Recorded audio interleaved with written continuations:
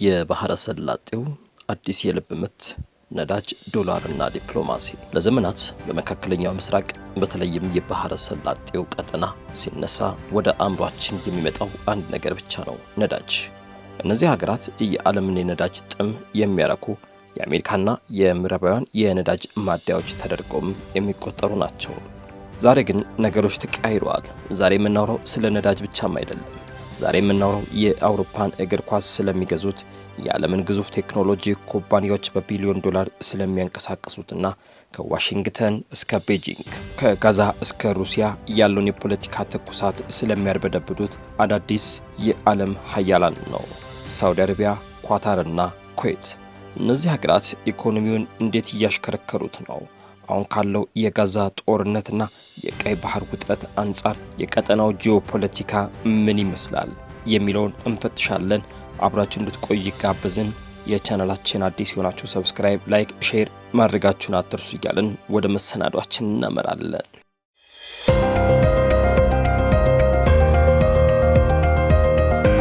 ሳውዲ አረቢያ የነቃች ግዙፍ ሀገር፣ የባህረ ሰላጤው ግዙፍ የኢኮኖሚ ሀገር ሳውዲ አረቢያ ናት። ሳውዲ አረቢያ በአሁኑ ሰዓትም በማንቀላፋት ላይ ያለች ሀገርም ሳትሆን በትልቁ የለውጥ ማዕበል ውስጥ ያለች ሀገር ናት።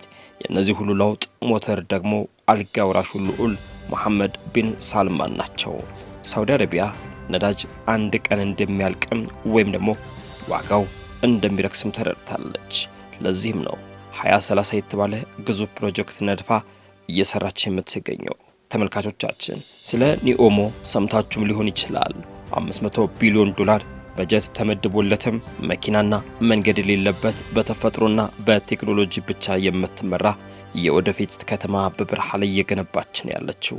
ከዚህም ባለፈ በስፖርቱ ዓለም ክርስቲያኖ ሮናልዶና ኔይማር በተባሉት በቢሊዮን ዶላር በመክፈልም ወደ ሀገሯ ሊግም አምጥታለች። የዓለምን ቀልብም መግዛት ችላለች። ሳውዲ አረቢያ አሁን አሜሪካ የምትለኝም ብቻ ሰማለው የሚለውን ፖሊሲ ቀዳም ጥላለች። አሁን የምትከተለው ወይም አሁን በሁሉም ነገር በጥቅም በወዳጅነት የሚል የውጭ ጉዳዮችን ይዛለች።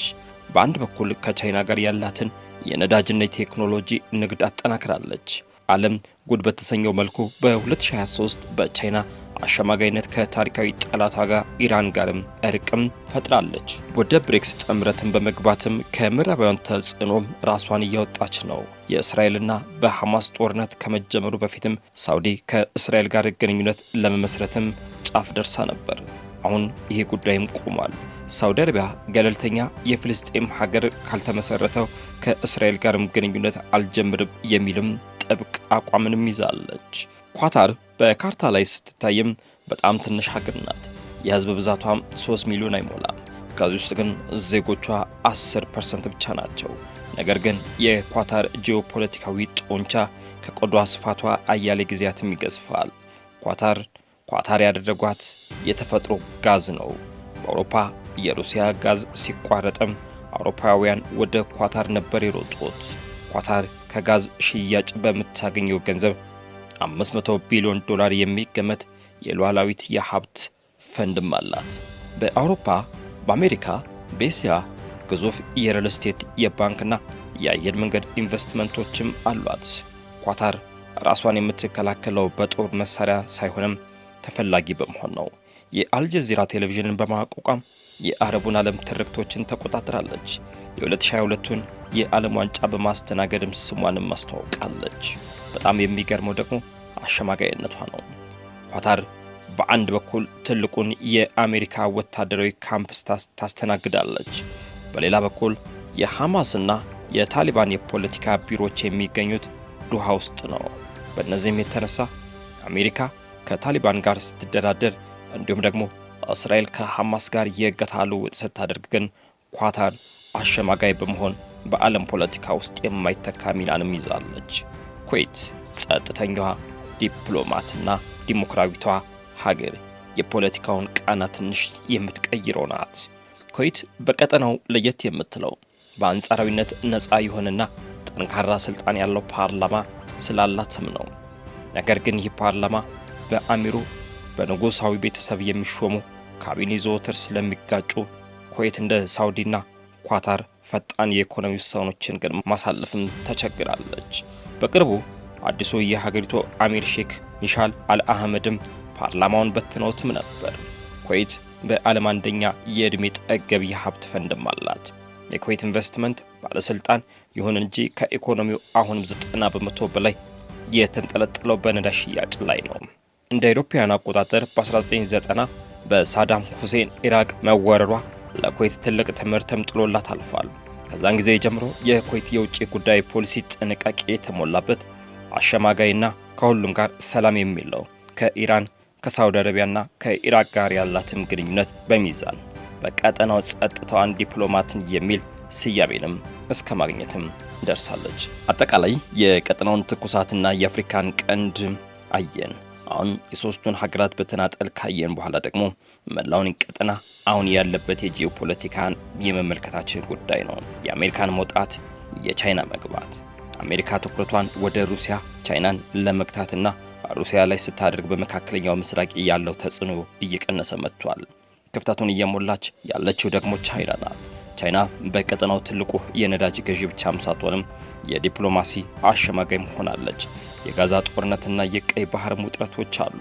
አሁን በቀጠናው እያመሰ ያለውም የእስራኤልና የሐማስ ጦርነቱን ተከትሎ በየመን ያሉ የሁቲ አማጽያን በቀይ ባህር በሚያልፉ የንግድ መርከቦች ላይም የሚደርሱ ጥቃቶች የዓለምን የንግድ መስመሮችን ማስተጓጉሏል። ሳውዲ አረቢያ ከሁቲዎች ጋርም የጀመረችውን የሰላም ስምምነት ላለማፍረስ ስትልም በአሜሪካ መሪነት ሁቲዎችን ለመምታትን በተዋቀረው ጥምረት ውስጥም ከመሳተፍ ተቆጥባለች። ይህ የሳውዲን አዲስ የመቻቻል ፖሊሲን የሚያሳይ ሲሆን ተጽዕኖ በአፍሪካም ላይ የማይቀር ናቸው። ይህ ሁሉ ሲሆን ከቀይ ባህር ማዶ ስላለው የአፍሪካ ቀንድ በተለይም እንደ ኢትዮጵያ ላሉት ሀገራት ትርጉምስ ምን ሊሆን ይችላል?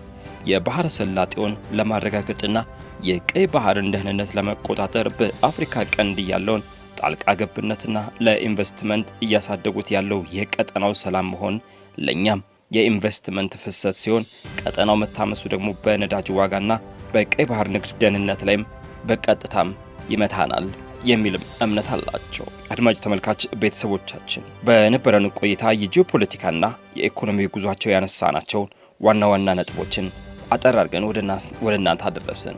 ሳውዲ አረቢያ በነዳጅ ላይ የምትንጠለጠል ታሪኳን ዘንግታ በቴክኖሎጂና በስፖርት ዓለም አቀፍ ተጽዕኖችን እያሳረፈች ትገኛለች። ኳታር በትንሽ ቆዳዋ ስፋት በተፈጥሮ ጋዝ ሀብቷና በዲፕሎማሲ ብልሃት የዓለምን አሸማጋይ ሆናለች። ኩዌት ደግሞ በውስጥ ፖለቲካዊ ውጥረት ውስጥ ሆናም የባህረ ሰላጤውን ሚዛን ጠባቂነትንም ሚናዋን ትቀጥላለች። የዓለም የፖለቲካ ኢኮኖሚ የስበት ማዕከል ከምዕራቡ ዓለም ወደ ምስራቁና መካከለኛው ምስራቅ እያጋደለ ነው። እነዚህን ሀገራት መረዳት የዓለምን የነገን አቅጣጫ እንደ ማንበብ የሚቆጠር ይሆናል። ለዛሬ ወደ እናንተ ለሰዓቱ ያደረስንላችሁ የጂኦፖለቲካ ይህንን ይመስል ነበር።